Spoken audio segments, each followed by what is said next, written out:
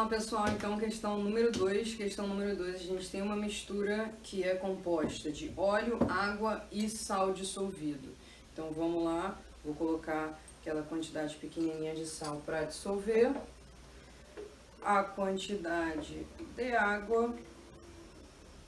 Então já deu para ver que a água foi capaz de dissolver esse sal. Tá aqui o sistema, não sei se vocês estão conseguindo ver muito bem, mas tá aqui o sal dissolvido. Vou até colocar mais um pouquinho de água para vocês observarem. E o óleo. Vamos colocar aqui o óleo para ver o comportamento. Colocamos o óleo. Vamos lembrar, gente, que esse processo de separação de mistura, normalmente a gente utiliza para separação de misturas naturais, onde a gente tem interesse econômico em um dos componentes. Então a gente pode, por exemplo, separar um minério para extrair aquele material de lá a partir da natureza. A gente pode separar as frações diferentes do petróleo para extrair cada combustível. Aqui fechou nossa mistura. Dá para ver agora no início que as gotículas de óleo estão todas separadas e ainda estão aqui em movimento na fase aquosa. Ao longo do tempo, olha só como esse material está sendo depositado no fundo, o que é mais denso que a água, e as gotículas de óleo elas estão subindo. Só que mesmo assim, ele ainda não está separadinho. Então o que a gente vai fazer? A gente vai esperar.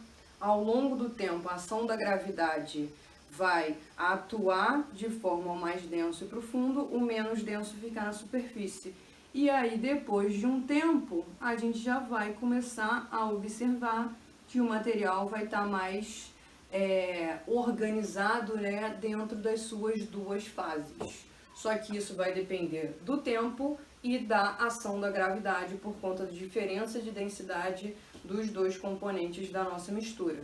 Nome desse processo? Processo de decantação. Ao longo do tempo, o menos denso está flutuando e o mais denso está afundando. Vou mostrar depois para vocês como que vai ficar nossa amostra depois do tempo ter passado, né? Para a gente observar como realmente vai ficar bem finamente dividido essas duas fases.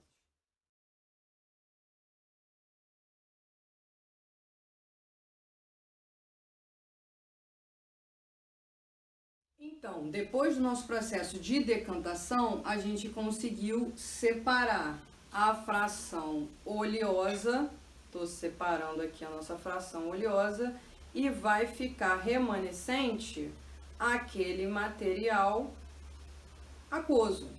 Material aquoso, composto da água que a gente tinha no início do experimento e do sal.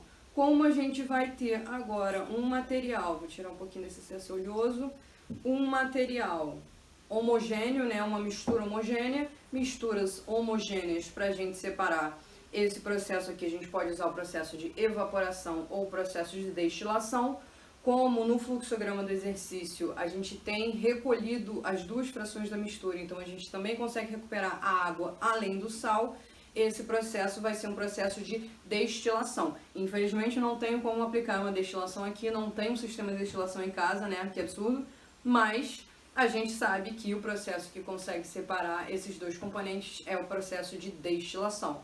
Então a gente antes tinha uma mistura homogênea, uma composição de uma solução composta pelo sal mais a água, e depois de um processo de destilação a gente conseguiria recuperar tanto a água que iria para o processo destilado, já que ela que tem ponto de ebulição menor, e ficaria retido o sal, ponto de ebulição maior, no balão que iria para o processo de destilação.